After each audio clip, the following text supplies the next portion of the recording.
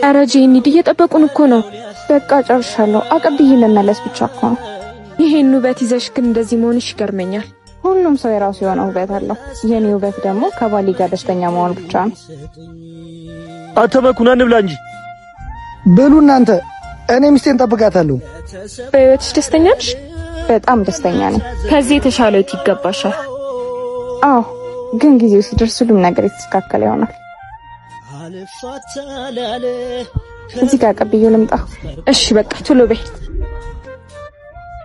ኧረ ይኸው መጣችልህ። የሕፃን አዋቂ ነሽ ሕይወቴን ይዘራሽ በመሞት መካከል። ምን ሆነሽ ነው? ቆየሽብኝ እኮ በጣም ርቦኛል።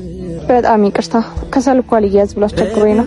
ሰማይ ላይ ማለዳ እንደ ወጣች ፀሐይ ፈንጥቃ ኩልል እንጂ የራስሽ ጉዳይ። ፍቅርሽ አይጠገብ አይበቃ አይኖርም የሚያሸሸው ልቤ ያንቺን ፍቅር ከቶ የሚያከስመው ልንገርሽ ሁሉ የሚያስታውሰኝ የያዝኩት ወርቅ አልማዝ መሆኑን። እውነተኛ ፍቅር ግን ደስ ሲል ማለት ቶቶ አንተ አይገባም። ዝም ብለው ደሙላ